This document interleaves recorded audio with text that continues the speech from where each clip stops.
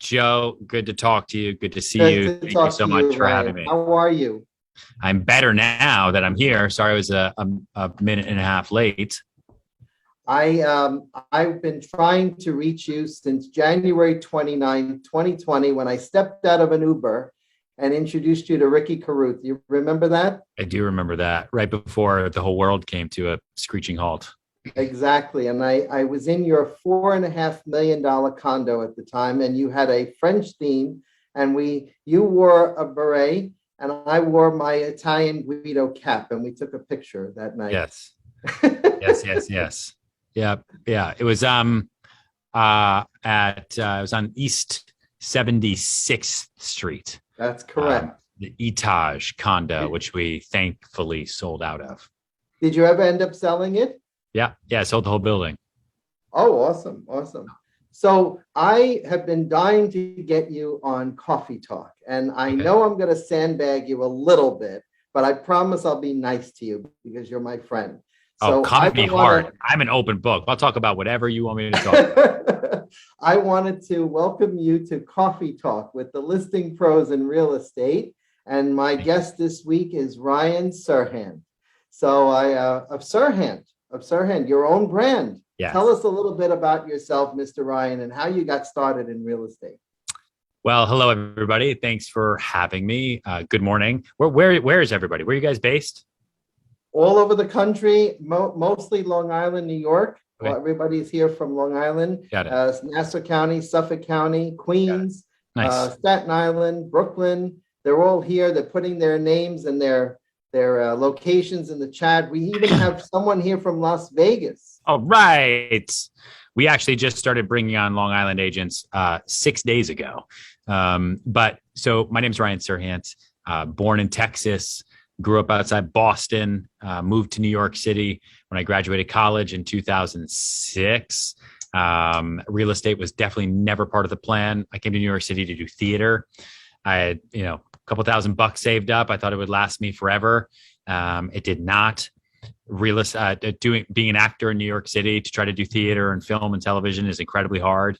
You think rejection stuff in real estate, wait till you start getting rejected because of your face, and your hair and your voice, and everything else. It's incredibly personal. And I ran out of money. And in the summer of 2008, it was either bartend, wait tables, temp job, go back to school, or move home, which at that point was then Colorado. My parents had moved to Colorado. My friend told me, listen, theater, real estate, same thing. Memorize information, be who the person in front of you needs you to be. Okay. High energy, be excited, know your stuff. Can't go on stage and not know your stuff. Otherwise, that's like the actor's nightmare, right? You're like, my line, your line, know your stuff, always have something prepared to say, and you make money. There's no salary, no nothing. You rent apartments, sell apartments. People want to do that. I'm like, okay, I guess I'll do this. And that's how I decided to stay in New York City and not leave. Was my survival job then became being a rental real estate agent in Koreatown, in the financial district, in the Bronx, in Harlem, Bed-Stuy, Brooklyn. That's like my boot camp. That's how I got into it. And I rented an apartment for like $1,100 a month. And I made $550 because it was 50%. The commission's 1 month. And then my split with my brokerage at the time was 50-50. And so I made $550 in a day. It's like, whoa. Because my life as an out of work actor was making $0 in a day.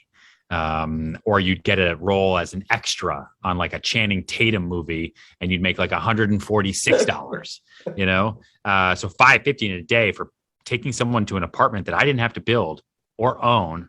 All I did was meet them on the internet and take them there. And they said, okay. And then I just have to help them with the application. Sure, I'll do that. What if I did that every day? What if I rented a $2,000 a month apartment and made $1,000 in a day? Oh, I'd be so rich.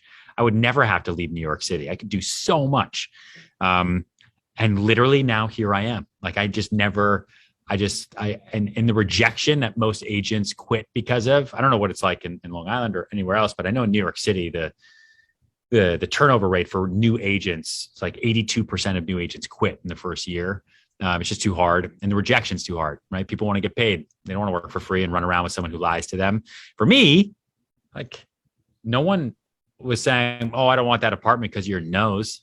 Like it was just because they sucked or they didn't like the apartment or they found something else. So like I never took it personally, even though I would get excited about deals that then died or didn't happen. And I had ways to like emotionally work through that. I just the rejection was I never took it personally, was able to just keep going. And I knew it was a volume business, right? Just keep it moving, keep it moving, Is keep it that your moving. best advice for realtors is not to take it personally? My best advice for realtors is what I say all the time, which is just take care of the work. Figure out what your work is every day. That's how you're going to determine what your wins are. And then if you take care of the work is going to take care of you. Too many agents feel like their success is based on deals, right? And you live with your mood based on I did a deal or didn't do a deal. I got a listing, didn't get a listing. That you got to detach, because that'll be fine when things are good, but then you don't want to ruin your week because you didn't get that deal or that deal died or you didn't get that listing, because there's too much hard work to do in this business. There's too much prospecting work. There's too much where you need to be on. And so you have to stay elevated, right? You have to stay enthusiastic. Your job is to fail. Like, you ever thought about it that way? Your job is to not sell. Like, that's the job. If you're failing at getting listings and at getting deals done, then you're doing your job, because it means that you're trying and you're doing a lot. And it means by default, you are going to get wins as well. So you can't attach your mood to that. Your mood has to be attached to what our actual job is. You got the information on it. Which is lead generation. My job as an agent, broker, team leader, prior to building this whole thing, CEO, I generate leads all day, every day. That is all I care about. Whether they turn into deals get done, not, that's part of my work. I do that work. All I care about, generate leads. That is your job. You do not turn on lights. You don't negotiate for a living. You're not a client relationship therapist. You're not the mayor of your town. All that stuff, important. Your job is to pipeline.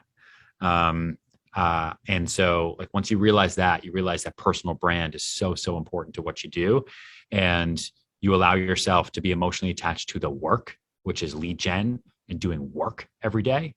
You'll be in a much, much happier place, and you will be so much more wildly successful. And so that's my best. How do you balance your career? I know you have a family, and by the way, thank you for sending those pictures from Greece. I envied you this summer. It was such a beautiful scenery in Greece, and your daughter is absolutely gorgeous, by the way. I have two daughters, 11 and 7, and we have to arrange a play date, But how do you balance your career and your family life? I don't. I mean, that's honest. Yeah, I told you, I'm an open. You can ask me whatever you want. I'll be totally honest with you. I do the best that I can. But I don't know if I'm going to see the baby the rest of this week. She wakes up after I'm out at the door. She goes to bed before I get home. I do my best to get home 2 nights a week before she goes to bed so I can see her. So I'm not like that guy that lives with mommy. And I try to be there at least one day on the weekends. And like this week, can't do it, right? I got to fly to San Antonio tomorrow morning, giving a speech to 500 agents in San Antonio, Texas. We're going to get crushed by a snowstorm now on Saturday. I was supposed to fly back Saturday morning, first thing. And now my flight has already been rescheduled because they're just anticipating no flights are going to be able to get into the East Coast on Saturday. So now I'm coming back Sunday, which means I don't get to see the baby this week. And it sucks. It's annoying, but it's part of the sacrifice. It's part of the deal. Right. My wife included, she gets on me for not spending enough time. And this is a people business, and it demands a lot of you and a lot of your time. But you are also a celebrity. So I can just, imagine what you go through as far as time with your family and how you balance the whole thing with your career as well as your family. So I would just say all of us find the synergy. Like I had a client meeting last night. I brought my wife. Anything after 6 p.m. I tell her about, and I make it her choice what happens. That way she feels included and she doesn't feel like I have work and then I have her. It's all the same. And we get to be fortunate that way. I ask the baby when I do see her sometimes in the morning, you want to come to work with Baba or do you want to stay at home and watch Octonauts? And she chooses Octonauts, just so you know. Like, the choice is hers. She can come here. Let's do it. I got a lot of admin meetings today. Okay, a lot of office. You're not going to be able to talk. You got to be quiet. It's be very stressful. Or do you want to stay at home? Now, So you and do I give are pros at what we do. What is your advice for brokers out there, brokers and managers? We've all worked for brokers and managers, including yourselves. But what is your best advice for today's broker, today's manager? That's a good question. I'm figuring that out every day. You always just have to remember two things. Everything is based on communication, clear and concise communication with people. So whether you're a broker and you have 5 agents, 10 agents, or 1,000 agents underneath you, they don't know that you care about them unless you tell them. You can never, ever, ever assume. It's the same thing with my wife, right?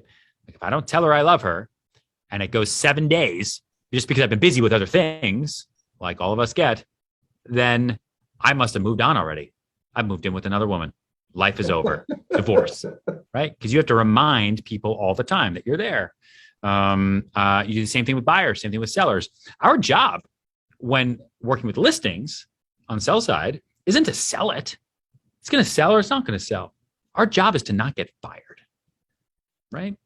And you don't get fired if you have clear, concise expectations and communication.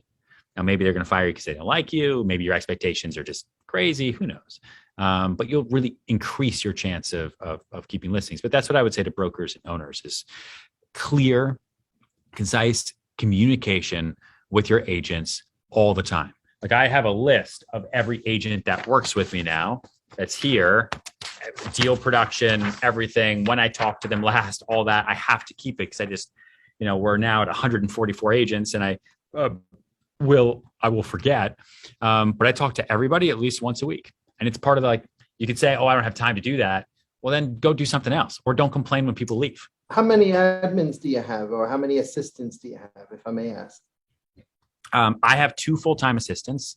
I have another admin who's for data entry, who's personal to me. And then I have, the staff here is like 50 people full-time at this point. That's great. That's absolutely wonderful. So when we talk about new agents, and you mentioned this before about the failure rate in Manhattan, nationally, it's 87% of all new agents fail in their first year. So tell me, what best advice would you give to a new agent just starting in the business?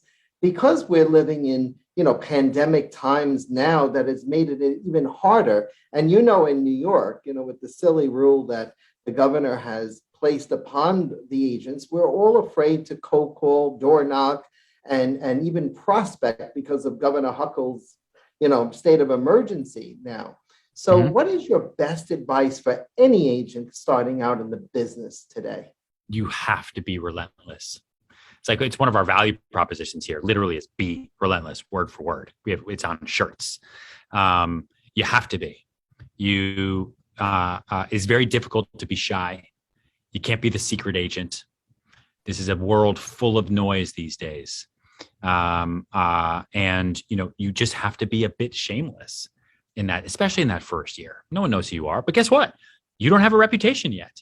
It is actually, I think, harder for more successful agents or agents that have been in the business for a long time who have bad reputations, let's say, or who are difficult to work with.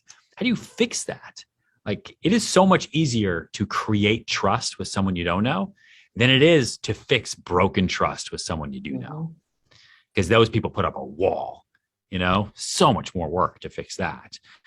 You're a blank slate. It's like that first year, if you can go back in time, it's hard, but the sky is the absolute limit.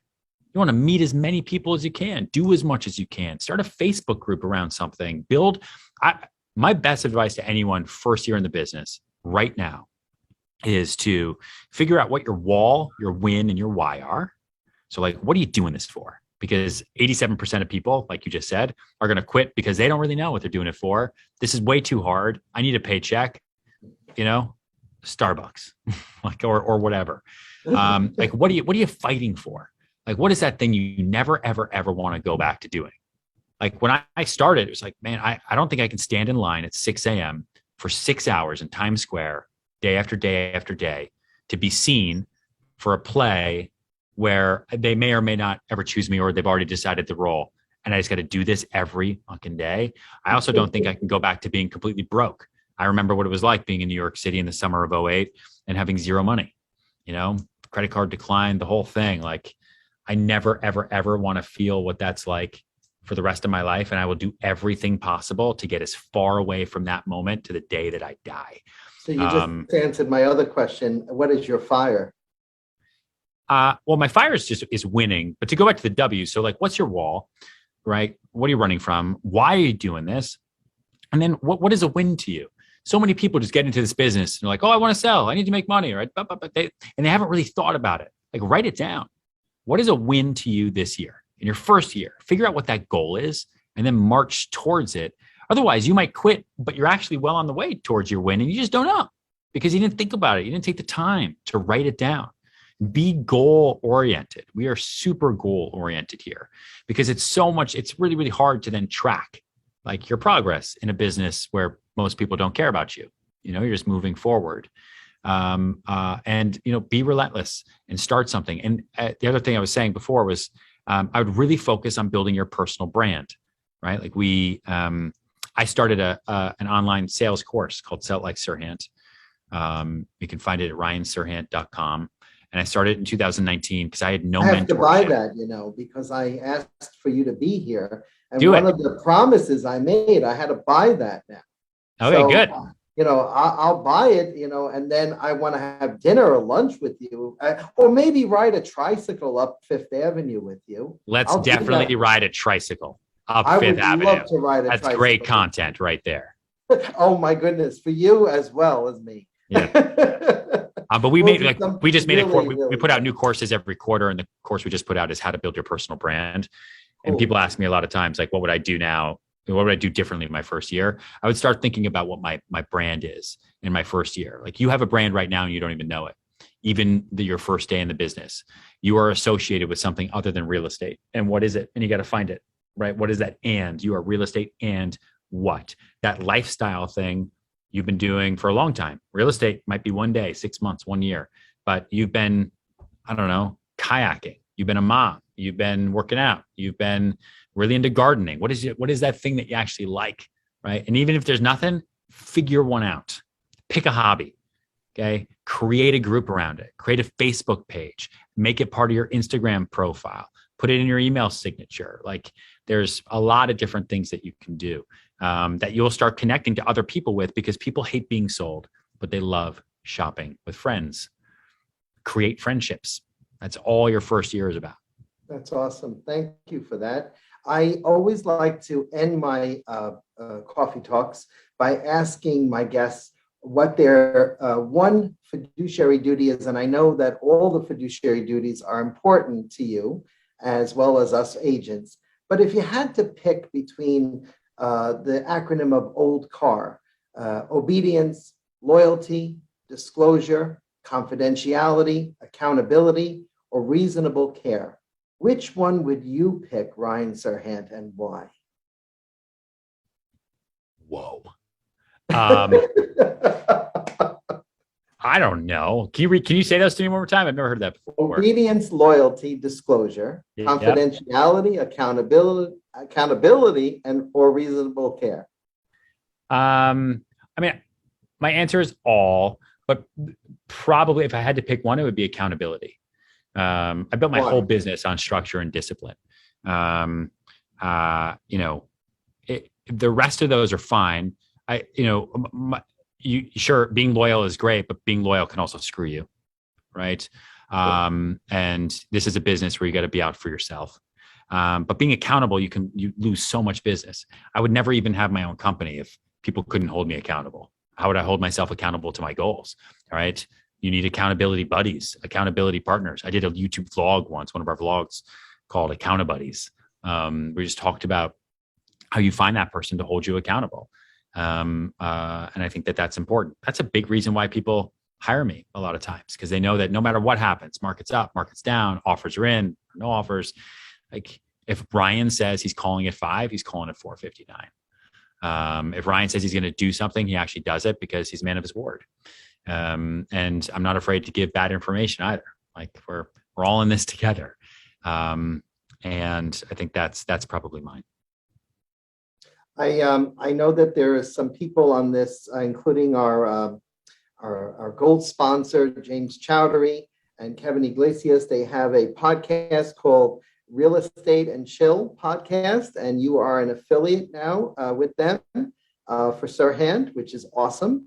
Yep. So we have them on the Zoom with us, and Kevin is one of our guest speakers. He's also a listing pro like yourself, and nice. So is James.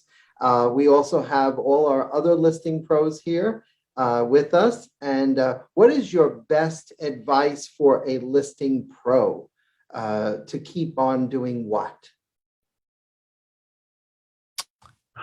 By listing pro, you mean someone who lists a lot? Yes. Yeah. To just move, to keep getting the next one. Like that's that. I don't care about the listings I have. I mean, I do, obviously, but once I sign a listing agreement, I'm on to the next one. Just like the Jay-Z song, right? On to the next one, on to the next one. Because you got the most important thing as a listing agent is to keep momentum, and you're only as good as your last deal. So keep it moving. You got that listing, immediately start trying to find buyers for it. Yes. But I'd say more often than not, immediately start trying to find new listings by using the listing you have. Right? You're knocking on those doors. You're calling those people. You're saying, "Hey, I just listed 123 Leafy Lane. I'm going to have buyers immediately. Have you thought about moving to?" All of that stuff. Awesome. Before we leave here today, I promised a very dear friend from our charter school that I would mention this. Today is Derek Hall's birthday, and I wanted to know if you would like to wish him a happy birthday. Happy birthday, Derek Hall. I see you over here with the glow behind you. I'm a man of the world. I would ask you to sing to him, but I don't think that's possible. That's right. Happy birthday, man. Hope you have a great one. Thanks a lot. Appreciate it. Let me know if you want to offer CE credit with your courses as well. Yeah, we can't do it in New York because I think there's a real estate broker conflict, right? Because we're actually a brokerage. School. Okay. Well, Jen Rafferty, who I think is on here right now in the chat, will get in touch with you.